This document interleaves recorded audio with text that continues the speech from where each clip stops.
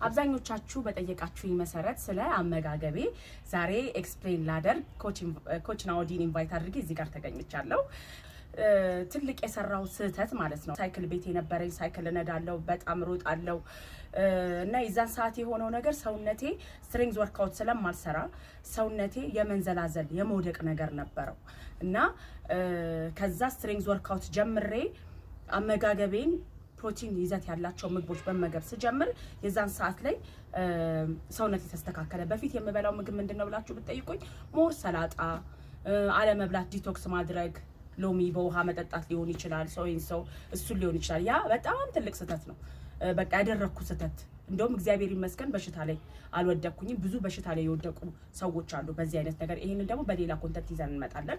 አሁን ባጭሩ ኮች ናኦዲ ምን መመገብ እንዳለባቸው፣ ምን መብላት እንዳለባቸው እኔንም ስለረዳችኝ ማለት ነው ለውጤ ላይ ትልቅ አስተዋጽኦ አላት በአመጋገብ እና እናንተንም ትረዳችኋለች ብዬ ስላሰብኩኝ እሷን ኢንቫይት አድርጌላችኋለሁ። አመሰግናለሁ ሳምሪዬ።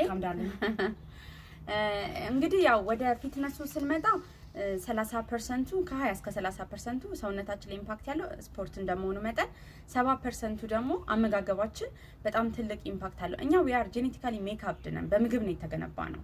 ስለዚህ ምግብ ባለመብላት የሆነ ስፖርትን ብቻ በመስራትና በጣም ትንሽ የሆኑ ምግቦችን በመመገብ ሰውነታችን ስትረስ ውስጥ ነው የሚገባው። ስለዚህ አመጋገባችን ባላንስ ማድረግ መቻል አለበት ማለት ነው።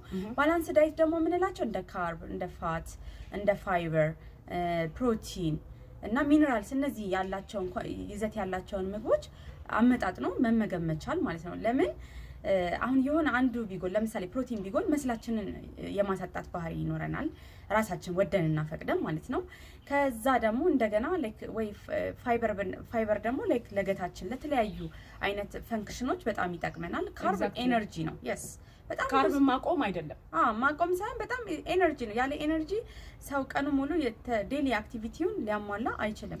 ሶ ባላንስ በሆነ መንገድ ሄልዚ በሆነ መንገድ ካርብን መመገብ፣ ፋትንም እንዲሁ ቶኒንግ ላይ ቆዳችን የሰውነት ገላችን እንዳይሸበሸብ ላይ ከለሩን እንዳያጣ የማድረግ ባህሪ ስላለው እነዚህን አምስቱንም ካራክተር ያላቸውን ምግቦች አመጣጥኖ መመገብ ለጤና በጣም ይጠቅማል ማለት ነው።